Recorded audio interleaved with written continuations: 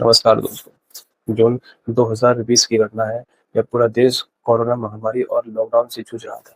लोग डरे हुए थे और नियम बेहद सख्त थे। लेकिन तमिलनाडु के एक छोटे से कस्बे साथानुकुलम में कुछ ऐसा होने वाला था जिसने पूरे देश को झकझोर कर रख दिया।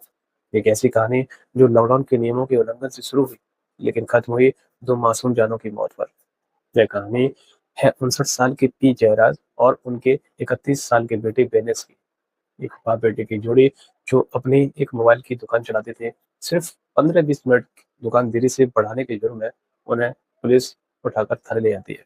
फिर जो कस्टडी में हुआ वो इंसानियत को शर्मसार कर देने वाला था। आज के इस वीडियो में हम बात करेंगे 19 जून 2020 की उस काली रात के बारे में और उन दो मासूमों के लिए लड़ी गई इंसाफ की लड़ाई के बारे में।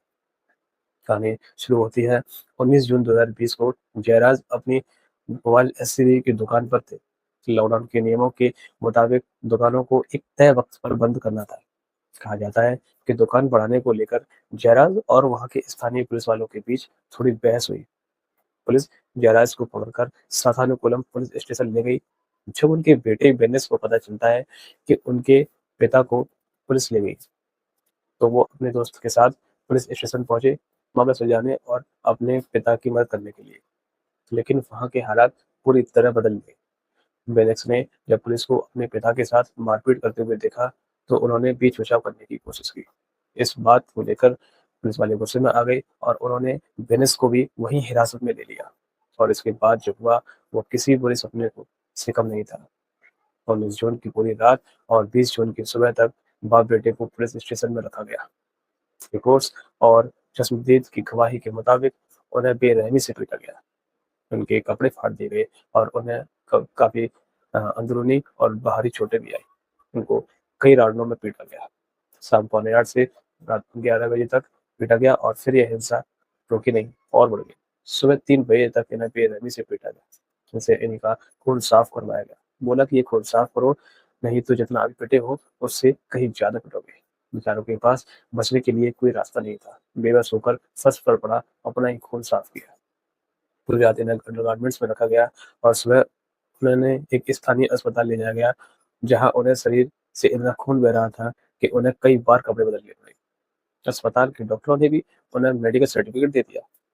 सिर्फ इतना ही नहीं, मजिस्ट्रेट के सामने भी पेश किया गया। मजिस्ट्रेट ने भी बता दिया कि उन्हें न्यायिक हिरासत में भेज दिया गया और उन्हें सातानुकूलम से लगभग 100 किलोमीटर कोविलपट्टी सब जेल में शिफ्ट कर दिया गया। लेकिन उनकी हालत इतनी खराब हो चुकी थी कि उनका शरीर इस दर्द को और नहीं झेल सका। 22 जून 2020 की शाम को मैनेक्स ने जेल में सीने में दर्द और बेचैनी की शिकायत की। उन्हें तुरंत कोविलपट्टी जनरल अस्पताल में ले जाया गया, लेकिन रात के लगभग 9 बजे उन्होंने दम तोड़ दिया। अभी परिवार इस सदमे से उभरा भी नहीं था कि अगले ही दिन यानी 23 जून 2020 की सुबह उनके पिता जयराज की भी उसी अस्पताल में मौत हो गई। सिर्फ 48 घंटे के अंदर एक हंसता खेलता परिवार पूरी तरह से उजड़ चुका था। माँ और बहन के पास रोने के अलावा कुछ नहीं बचा था। जैसे ही खबर बाहर आई तो पूरे तमिलनाडु और फिर पूरे देश में गुस्से की लहर दौड़ गई। लोग सड़कों पर उतर आए। व्यापारिक संघों ने दुकानें बंद करके विरोध प्रदर्शन किया। सोशल मीडिया पर justice for Jayaraj and Bennix trend करने लगा। इस हादसे की तुलना अमेरिका के जॉर्ज फ्लॉयड केस से की जाने लगी, जहां पुलिस की बर्बरता की वजह से एक नागरिक की जान गई थी। देश भर के क्रिकेटर्स, बॉलीवुड और टॉलीवुड के बड़े सितारों ने इस पर इंसाफ की मांग की। मामले की गंभीरता को देखते हुए मद्रास हाई कोर्ट ने इसका कुछ संज्ञान लिया। शुरुआत में स्थानीय पुलिस वालों ने मामले को दबाने की कोशिश की, यहाँ तक कि एक महिला जुडिशियल मजिस्ट्रेट को जांच करने पुलिस स्टेशन जो गई थी, उनके साथ भी बदतमीजी की गई। लेकिन कोर्ट के सख्त रुख अपनाने के बाद मामला पहले सीबीसीआईडी और फिर सीबीआई को सौंप दिया गया। सीबीआई ने इस मामले में गहरी जांच की। जांच में सामने आया कि पुलिस वालों ने जानबूझकर उन्हें इतनी बुरी तरह पीटा था कि उनकी मौत हो जाए।